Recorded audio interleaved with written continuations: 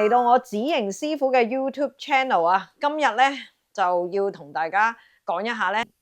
農曆新年2026年馬年，我哋需要擺咩花？新年花係會暢旺大家嘅運勢咧。嗱，咁大家咧就要注意啦。其實咧，我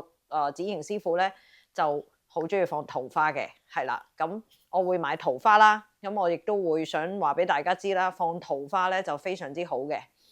人緣好，生意好，係啦。咁同埋咧，如果你想咧升職加薪嘅話咧，其實我亦都會我會建議大家係會放劍蘭花嘅，係啦。咁當我今日去落信息嘅時候咧，其實咧有一種花咧都係會幫到大家。屋企嘅氣場好啦，係啦，同埋即係或者你公司啊寫字台咧都會係好好嘅，咁就係叫牡丹花啦。咁但係牡丹花咧，會唔會喺新年嘅時候買到咧？咁其實咧就會比較少啲嘅。通常佢嘅出現咧就會喺5月份嘅，會特別多嘅。咁或者喺5月份嘅時候咧，大家都要拿捏呢個機會啦。咁就擺多啲唔同顏色嘅牡丹花咧，係唔同顏色啊嚇，唔係話淨係擺死一隻顏色。咁亦都咁講咧，喺新年裏邊咧，其實咧我講嘅桃花咧，其實咧我會建議大家係買深少少顏色嘅嗰種桃花嘅，係啦。咁如果買到真係好似我哋所講叫雙托嘅桃花啦，咁就更加好嘅，即係佢個花瓣係特別多，咁就係更加 very good 嘅，係啦。咁譬如如果係劍蘭花嘅話咧，咁我會建議大家咧就係買呢個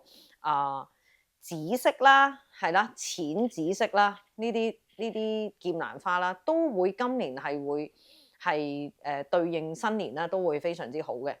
咁黃色啦，黃色嘅劍蘭花啦，同埋橙紅色嘅劍蘭花啦，係啦，都會係非常之好。即係其實基本上咧，劍蘭花咧，你咩顏色咧都係會對應整個你嘅運勢咧，都會係有一定程度嘅幫助嘅。咁好啦，咁仲有咧，其實仲有一種花咧，大家都可以留意下嘅，就係串串金。咁上年咧，你要訂到靚嘅串串金咧，真係好難嘅，係啦。咁今年咧，即係希望大家我今次早啲拍條片咧，你哋大家就快啲去搜羅你哋訂好你哋嘅串串金啦。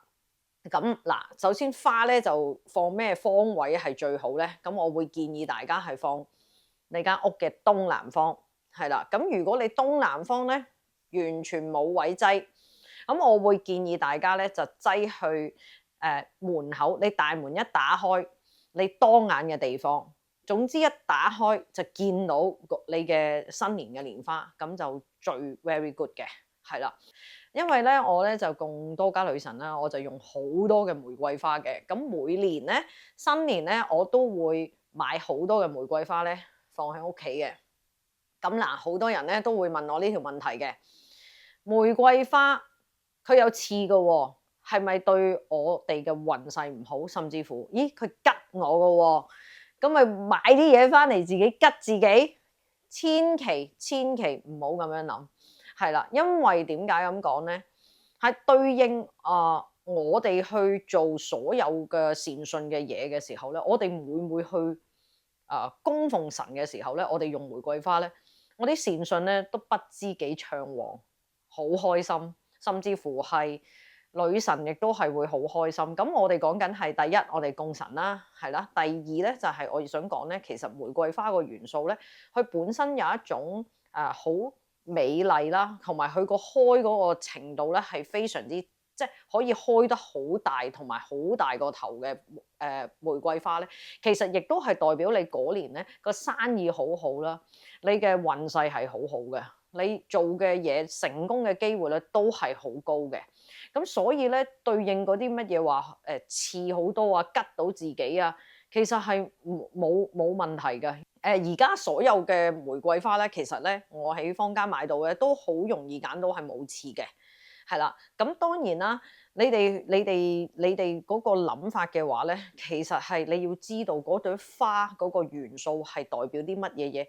你要咁樣去諗咧，先至係為之一個正確嘅態度，就唔係話諗佢吉你啊，定還是係佢傷害你啊？絕對係冇呢個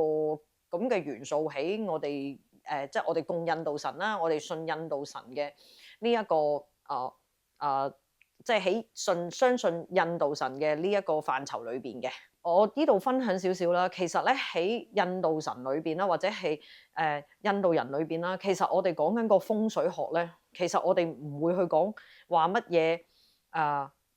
今年呢個位又唔好，嗰個位唔好咁，當然係會有嘅。但係咧，如果基本上咧，每一個家庭咧，佢哋講對應佢哋個風水學嚟講咧，其實佢哋一打開門咧，就會即刻見到有一樣嘢咧，就係佢哋會擺一個木凳，係啦，一張係完全木製實木嘅凳，咁然後上邊咧，佢哋會擺一個銅盤，係啦，總之係金屬做嘅盤，咁裏邊放咗水啦，係啦，水喉水啦，係啦，咁然後咧，佢哋會將玫瑰花啦，有4種唔同嘅顏色啦，係啦，至少係2種啦，咁就放喺個水上邊嗰度嘅。咁好多人咧就講啦，一打開門咧就會見到鞋櫃嘅，咁我哋亦都可以放喺鞋櫃嘅上面嗰度。但係最緊要你係會要見到啲花，嗰啲花係會喐嚟喐去啦，同埋佢會開啦。咁至於你話擺咩花咧？咁我自己通常都會係擺翻玫瑰花嘅，係啦。咁同埋咧少少嘅小菊啊，嗰啲菊花仔啊，好似個波波球嘅菊花咁樣都係可以嘅。咁但係如果買到4種顏色咧，就非常之好啦。如果買唔到咧，就至少放2種嘅。咁我希望咧 share 呢一個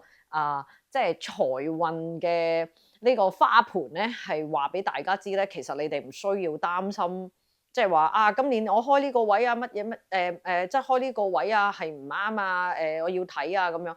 對應我哋印度神嘅話，印度嘅風水學咧係唔需要㗎，係因為咧佢哋係講緊係地風火海空5個元素喺入邊嘅，你裏邊有木凳、有金盤、有花、有水，所有嘅呢啲元素咧，係圍繞晒係整個嗰個你擺嘅呢個擺設咧，裏邊係有齊晒所有呢啲元素喺度嘅，所以咧你只要一打開門，每一日見到呢個風水陣嘅時候咧，係所有嘅財運啊、好運啊，都會係入到你嘅屋企嘅，係咁樣嘅。咁我喺度咧就恭祝大家咧就係馬到功成啦，就係身體健康、生意興隆，個個都賺到盆滿缽滿。咁下一條片咧，我再分享其他嘢俾大家啦。咁多謝大家嘅